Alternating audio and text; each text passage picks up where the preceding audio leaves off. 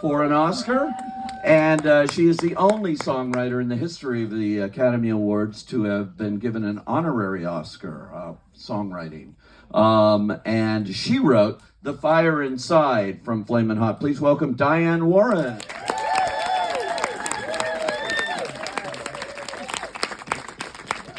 All right. And the screenwriter here, who did such a good job on the screenplay, is next. That's Linda Yvette Chávez.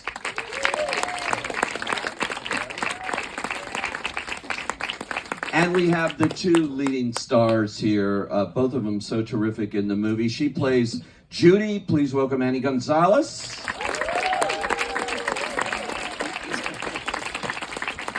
And as Richard Montañez, Jesse Garcia.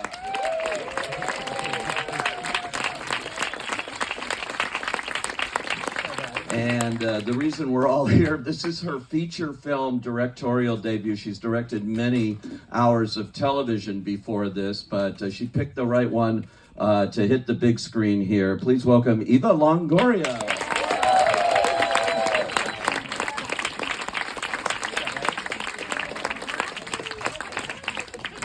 What a great turnout. Yeah, and they liked it. Did you like it? We loved it. I'm so sorry. There's no Flaming Hots right now for you.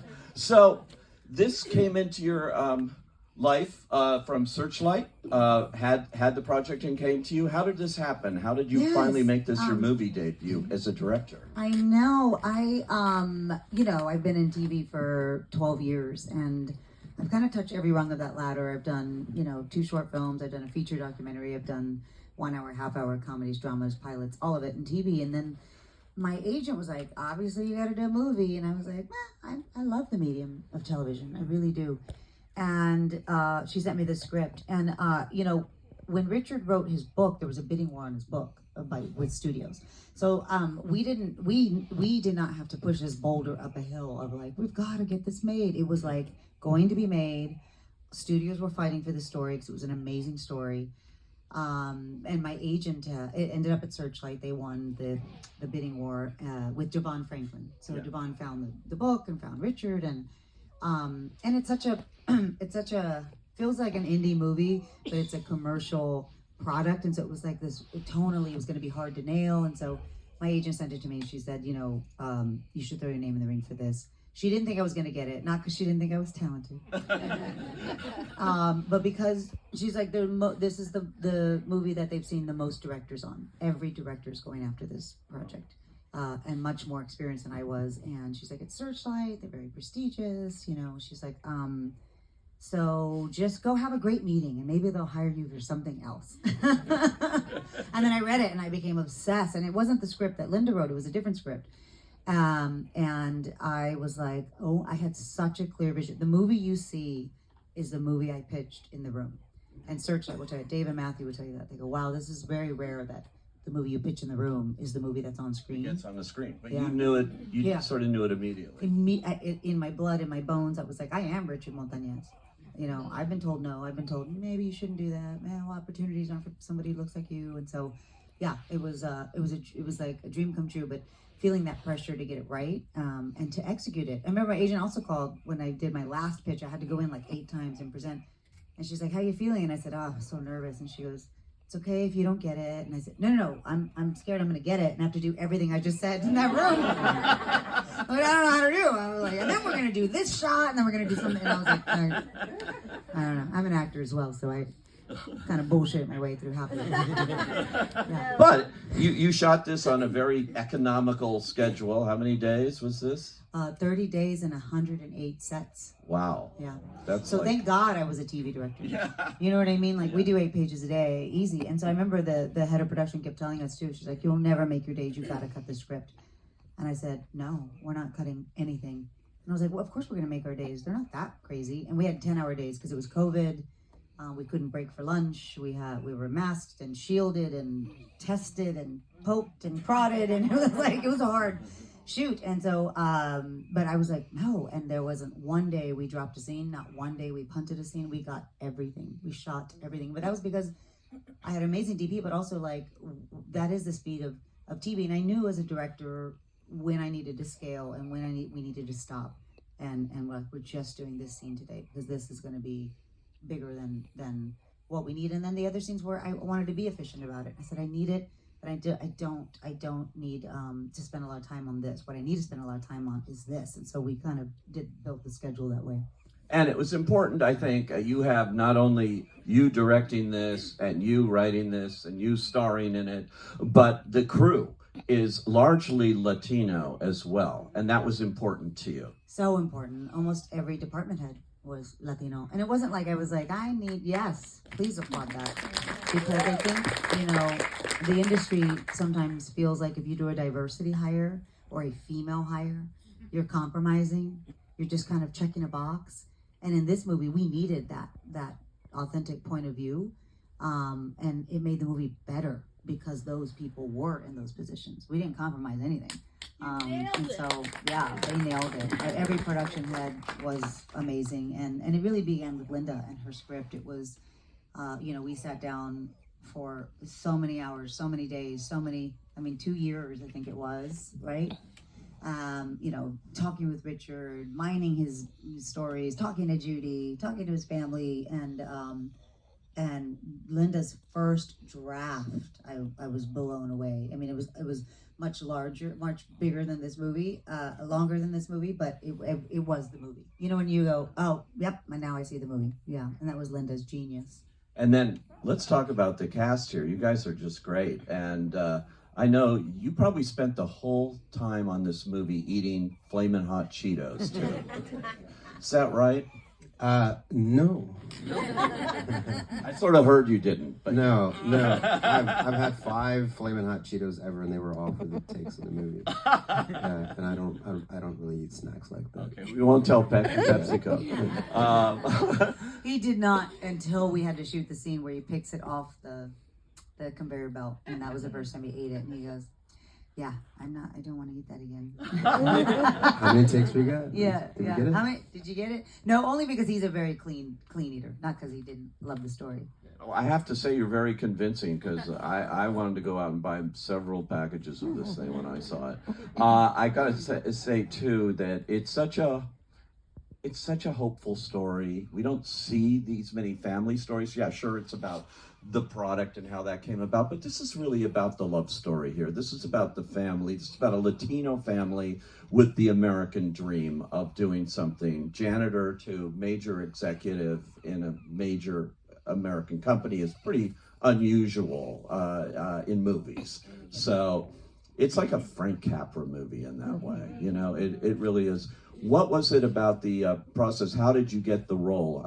Were you bound and determined to play this? Yeah. I kind of grew up like Richard. I came from not very much money. I'm from a small town in Wyoming, and I don't talk like Richard, but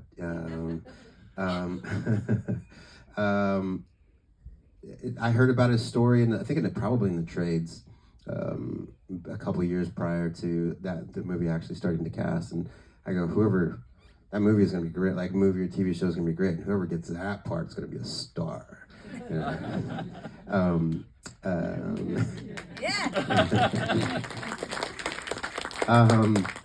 And when I finally got the audition for it, I didn't even get through the whole script. I'm like, oh, this is mine. It's one of those scripts where I'm like, this was written for me. Thank you. And because it just flowed out of me, and I knew all I had to do was go through the motions, jump through the circles, and convince these guys and let these guys go through everybody in town before they go back and go, oh, okay, right, let's keep looking at this dude. I will say this was a very, very hard role to fill because he played 3 decades. The real Richard, once Lynn and I decided to put it in his perspective, the real Richard Montañez is really funny and witty. He's charming, but he's a gangbanger and he'll fuck you up. Like he will, Like he has that like thing lying underneath that you see it. And then when you see him with Judy, he's like a puppy. He's like vulnerable and sweet. And it was like, oh my God, how are we ever going to find an actor who could do 3 different decades, all those beats at different times and at the speed in which we went? And Jesse showed up every day, switching wigs, switching things, going on. Like, I mean, he had so much dialogue. And then on the weekends, we would record all the ADR and the voiceover because it was so much voiceover.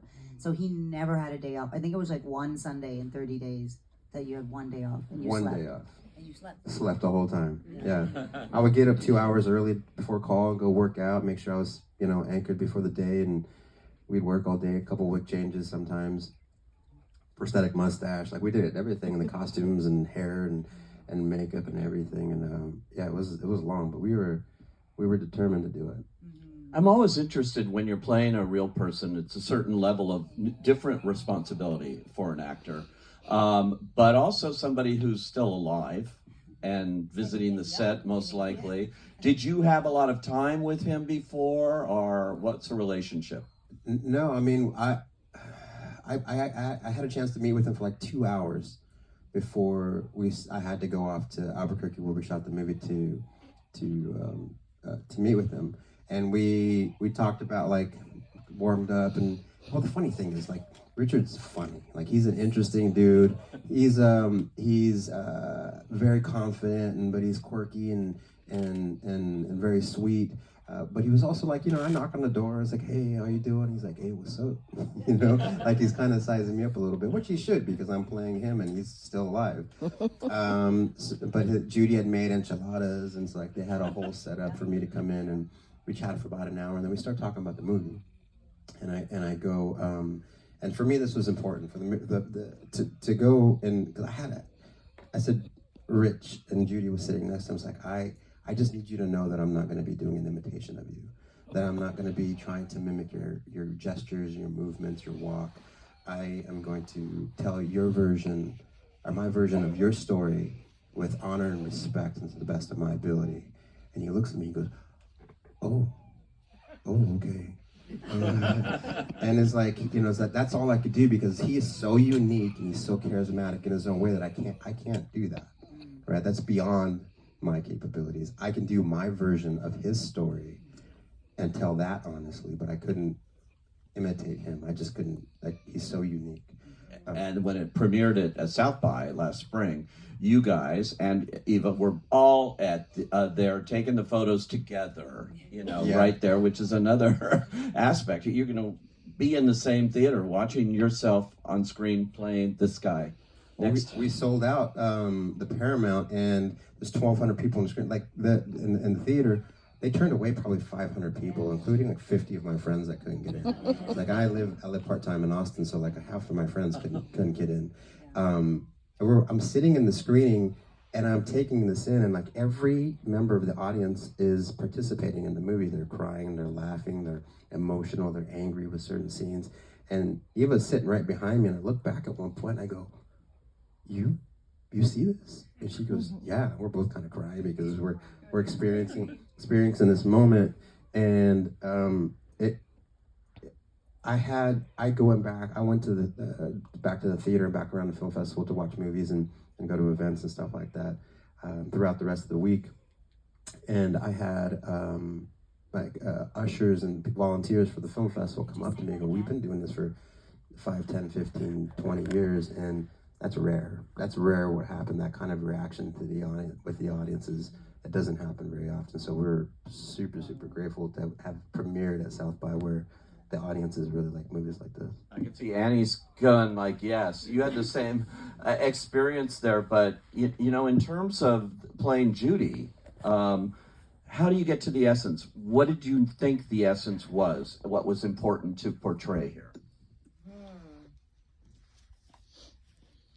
There wasn't a lot about Judy online. So when I finally got the chance to meet with her, I knew I needed to get her by herself so we could have some one-on-one time so I could pick her brain, because the story goes through multiple decades and it goes through multiple personas of who this woman is. And I don't think we see, like you said, families and love stories like us on screen, the complexities of that. She went from being a chola to being a faithful woman to God. And we very rarely get to see the in-between on screen, And so when I sat with her, I asked her how she felt, and she broke down crying. She's like, I'm scared. Why are you scared? I spent so much of my life trying to erase that past. I worked so hard to become the woman that you see in front of you today. I'm embarrassed of what people are going to think of me, of what Richard and I have done. And I reminded her how valuable that is and how necessary it is to see complex women on screen go through pain, go through poverty, and rise to themselves and uplift their community, uplift their partners. So when we spoke, and I was like, I promise I'm going to do my best to make you proud. Not to chastise you, not to make you this villain in your story. This is a piece of it, and this is your testimony, and this can be something that helps so many other women and families and communities to see their potential as well. Yeah. So great. I will say too, the first time Linda and I went to sit with Richard and Judy out in Rancho Cucamonga, he still lives in Rancho Cucamonga. He's like literally in the same neighborhood. She's in a nicer house, nicer side. Judy and Linda and I were there, all day, and then we're getting in the car, hour back, and we're in the car, and we go, man, this is a love story. We both said it at the same time, and we were like, we always knew we didn't want to make a movie about the Flamin Hot Cheeto. Right. We knew it was going to be about Richard. We didn't realize how heavy Judy would be in the story until we met them, and he can't complete a story without her stepping in and going, that's not what happened. Let me tell you what happened. And she's so badass, and she's so amazing. And that's when we said, Judy will be the heart of this film. And that's when we found Annie, because she came in, she's all heart, and it's just all heart. But she's also she's gangster too. She's a chola as well. And that was the other thing, was the authenticity of Annie's, that was Annie's aunt she was playing. That was Annie's mom. That was Annie's I know you. She told Judy, I know you. I know, I have 8 people in my life just like you. Don't think I don't know you. And that was beautiful to see you take that forward. No, yeah, I am her. I'm a little hood girl from East LA, grew up in a garage with a single mom. I was a latchkey kid. I sold candies and hot Cheetos as a kid growing up to try and make money. I was a little hustler. So to finally, and it feels like my coming of age, even being here in front of you guys today and talking about my artistry and my craft that I love so much, and about a culture and a community that I only want to serve and honor. So definitely when I met with Judy, I was like, yes, girl, I got you. It's so good. And Linda, so a script existed. And then you and Eva got together, and she said, this is my vision. I fought for Linda. We had to wait for Linda because I'm a huge fan of Linda Chávez. The minute I got the job, I knew there was only one person and one voice who could write it.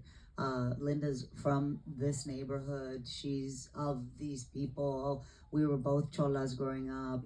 We're both chicanas. And that perspective is very specific. The rhythm in which we speak, that whole rhythm is it had to be authentic, and not only in our story, in our casting, but the words on the page.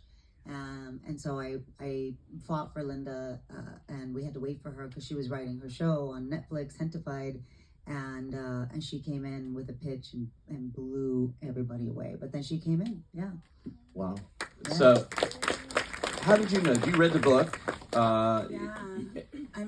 Eva sent me her deck, her directing deck, which she described was incredible. She did this huge thing, and I think going into it, she said, I was at the end of production of my first season of my show, and as everyone knows, when you finish a show, you're about to die. So I was about to die, and they're like, Eva wants you to look at this, and unlike Jesse, hot Cheetos are responsible for my digestive issues, so I was obsessed with them my whole life. So I was like, hot Cheetos, and I was like, well, I had heard of Richard, and I think a lot of people, when they first heard it, they thought this could be a funny story, it could be an interesting story, maybe a little bit inspiring, but when I saw Eva's deck, I saw a filmmaker wanting to tell our stories in a very cinematic, elevated way, which has always been a goal with my work. And so to see what she was envisioning for Richard's story, her references to McKay, Scorsese, people who I admire and respect, who oftentimes, they don't expect us to love those filmmakers or reference those people. The number of times I get asked who's your inspiration, Selena? And it's well, I watch other people, but like other things. I did go to film school. Okay, so it's not Martin Scorsese and Adam McKay, it's Selena. It's, I'm one inspiration. But seeing that, it was just so, for me, I was like, oh shit, I want to be a part of this. I want to do this. Yeah. I'm not, like she said, I'm from the hood too, so I don't take a project just because like whatever's attached. Of course, anything with Eva, I'm gonna be like, oh my God, what is it? I really choose something when my heart says it's the right thing. And when I saw her deck and I saw her like passion, I was like, oh fuck, this is the right thing. And so I was like, well, girl, you're tired, but you're gonna do this. So I, sitting in post, like work out my pitch. And then we went to go visit Richard and Judy, and it was probably one of the most impactful moments I've had in my life, because when I sat with Richard, I was like, damn, his story was so my father's story. It was my story.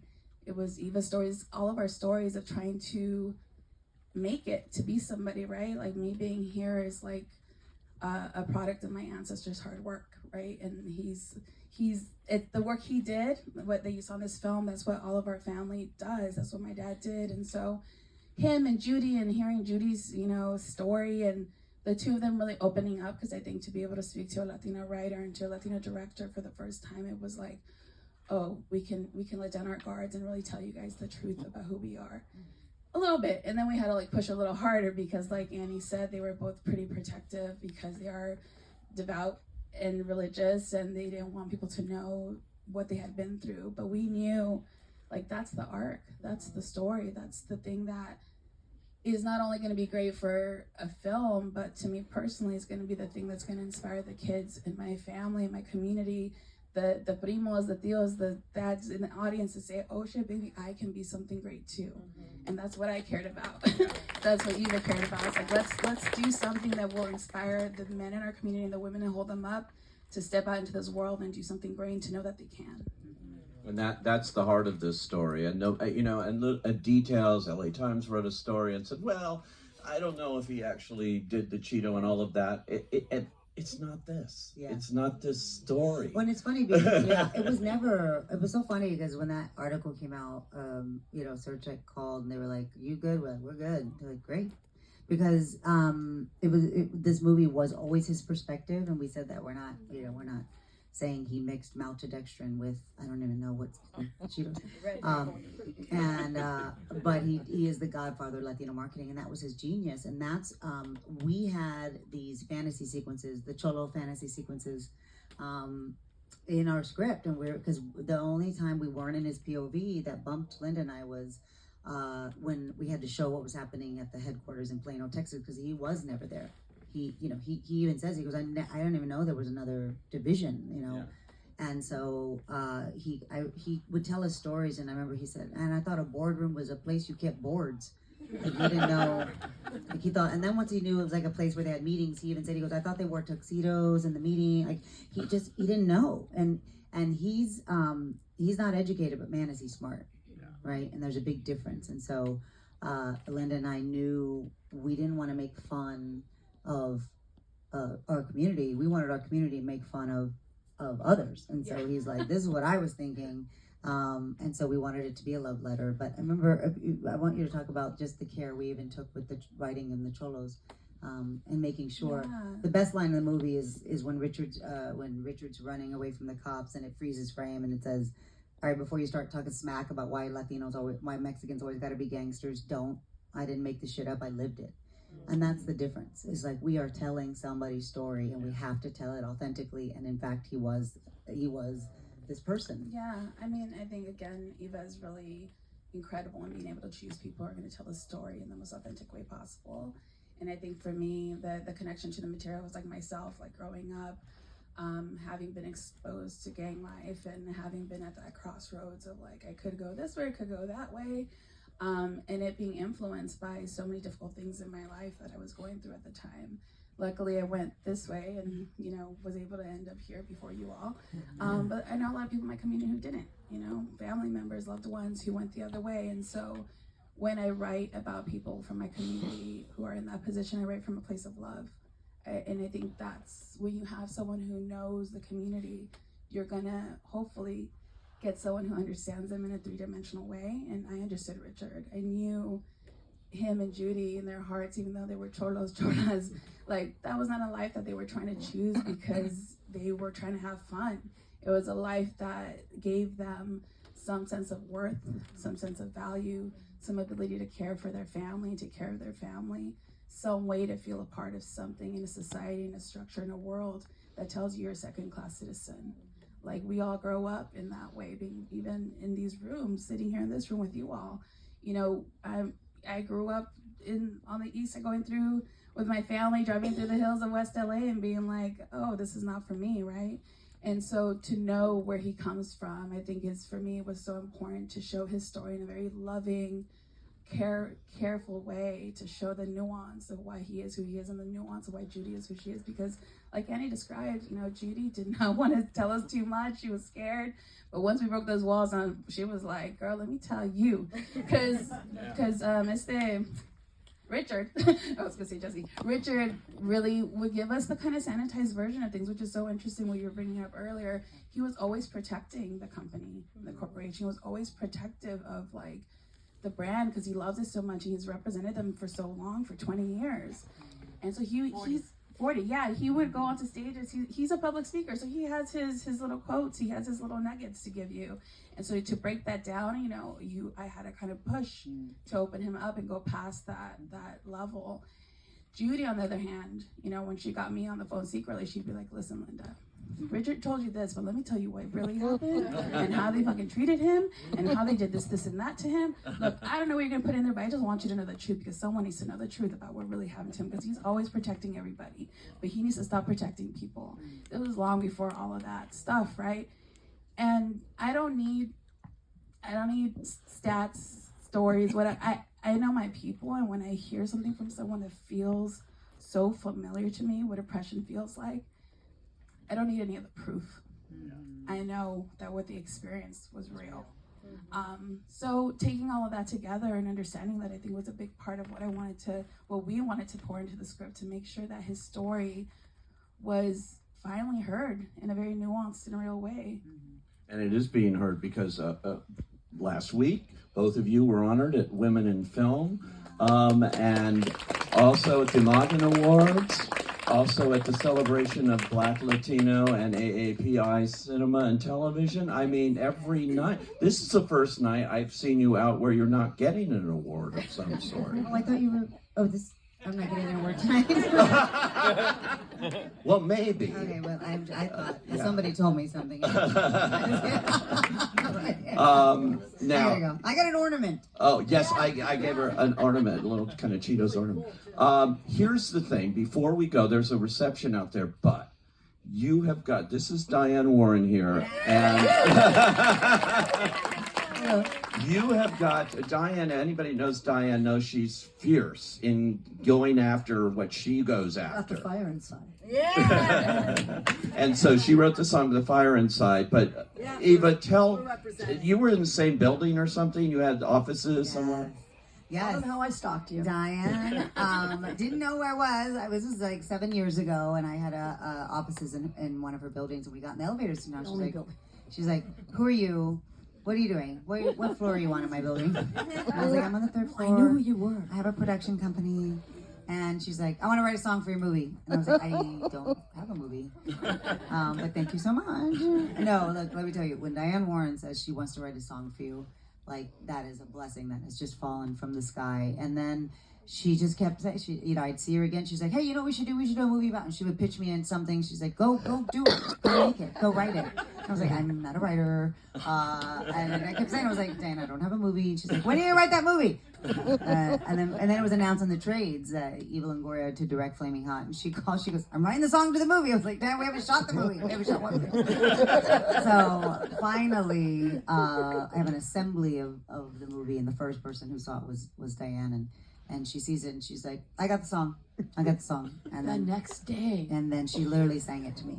The next day you had the song. Okay, no, because Yes. he goes, no, you Sang it to me in the sang- lobby. No, I'm not that fast. I Sang it wish to me. I She's sang a it. genius, this I'm woman. not a genius, and I'm not that fast. But the next day, I fucking love this movie. I've seen it like 7 times, and I still love it. You did such a great, all you guys. And by the way, how cool that we're all here together, right? No more writer's strike, no more actor's all strike. together, and no one's giving us shit, and it's great. And everybody's treated fairly. And anyways, yes, I did kind of stalk Eva, but I did know you were doing this movie, but as soon as I kept saying, so when are you doing it? And anyways, finally I saw it, and I wrote down the title because the fire inside is it has the 2 meanings. You know, obviously you get a lot of fire inside when you eat a lot of Flamin Hot Cheetos, but maybe not the best fire. But the real fire inside is passion, right? It's what gets you anywhere. Like, and I know everybody sitting here has dealt with that. I'm from Van Nuys. I didn't know anybody in the movie business, in the music business. I didn't know shit. My dad sold insurance, but I had a burning fire in me that I was gonna fucking make it, no matter what. And everybody told me I couldn't. You can't do this. You can't do that. You can't. You know what? But when you believe in something, and all you guys, and Eva, same thing. All you guys, how many times do people tell you, oh, what are you doing? Get a real job. Oh, you're not gonna do it. Well, fuck you. You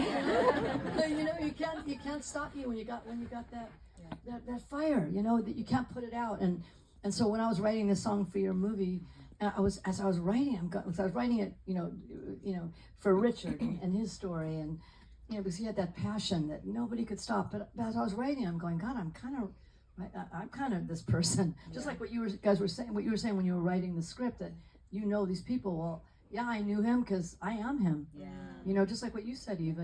Like we all have that it's not easy, to be successful in what we do, and someone's always going to tell you you're crazy, you're this, you're that.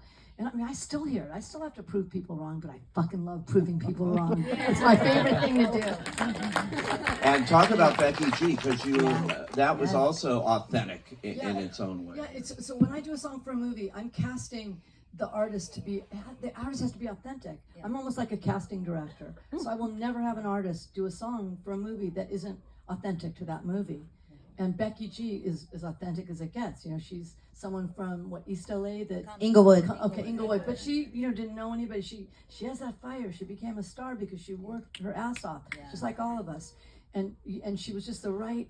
She could have been in the movie. Yeah. Mm-hmm. Yeah. So she was the perfect artist for the song. Yeah, Totally I agree, authentic. and it's very hard to to capture an entire movie or the essence of an entire movie in a song. Like I feel like that's why a lot of these movies have 8 different songs, because this song is for that part of the movie and this song is this song. And this song was just it's become our anthem on since the release and the press tour and everything, because it is about nothing can hold you back, and I felt like it was just such a kismet experience when I met Diane. Like she was meant to do this song for this movie. I'll say. Yeah. I mean. I'm Latin on the inside. Yeah. Yeah, she's definitely Latina for sure. Have you written your book yet, Diane? With all the stories, you should do it. I'm all about the next stories. Okay. Yeah, I can't look. My rearview mirror is cracked. I don't see that shit. Yeah, but it's we've been doing all the press, and we really balance this idea of so much gratitude, and so we're so humble for the opportunity to tell these stories, because we don't got a lot of bites at the apple. Jesse will tell you this role has never come along in his 20 years of acting. Yeah. Where he gets to play this range and this amount of amazing scenes and decades and wig. You always say this is each character you've played in a movie. I've done bits. I've done each character in this movie over the past 20 some years that I've been doing it. I've done the comedy, I've done the drama, I've done the vulnerable, I've done all the things, but this is the first time I get to do everything. Mm-hmm. And toward the end of the movie, I told Eva, thank you. I got to do everything that I wanted to do. She let me empty my tank. Mm-hmm. I emptied my tank, and I walked away going, that's all I got. That's all I got. Yeah. That's all I got. But you knew it was your part. Actors know this is the one. You probably knew this was your part, and you go sell it to, just like, you're all selling your visions here. Immediately. Immediately when I read it, I was like, I'm the only one. There's no one else. I have to do this. I'll figure it out. You got the fire. I got the inside. fire inside. I'll fight everyone. No, I'm just kidding. No, I'll physically fight them. Yeah, with my crystals. Well, it's just okay. It's throughout the press before the release of the movie. You know, my friends are very supportive of me, and they're kind of celebrating me, all the wins, and like billboards started going up, which is like a first for me. And one of my friends goes, "Huh? Who would have thunk?" I go, "Me, motherfucker!" Like, Yes, exactly. just, people are finally catching up. It's me. Hell right. yeah. That's right. But yes, when you say you're like, we're It's like, the fire inside. that's the fire inside. He goes, I believed it, I dreamed it, I manifested, I worked, I did the work, I put the work in. Like, oh, there's a billboard. Yes, there needs to be a billboard. Like, so we balance this. Like, we're like, I'm supposed to be there. we're supposed to Like, be so there. you're shocked, but I know I'm supposed to be there. That's it. Yeah, we belong in this room just as good as anybody else, you know. Yeah. Well, we're very, very grateful that y'all are here with us and witnessing this. And Pete, your support has been really amazing because your words matter. And you know, like I said, these movies don't get a chance. Whether it's a feel-good movie or whether it's a biopic or whether it's a Latino movie, whatever it is, we don't ever, get to play in this sandbox. And so for us to be here, you made that possible, so thank you. Oh, well, no. Thank you. But, you know, I got to see it before, at South by, because I wasn't at And it South by. won South by. You never mentioned it won. Yeah, it's so, it's lots of awards. It deserves it all. And, you see a movie. I'm like Chauncey Gardner and being there. I like to watch. And when I watch, I love movies. And when I see something good, I just want to see 10 more movies just like it. So I'm hoping this opens doors. And I think it will because it's on Disney Plus, it's on Hulu, it's everywhere. Thank you so much for joining us here. There is a reception. You can... Lots of tequila. Yeah. And thanks, guys, for coming. Thanks, everybody.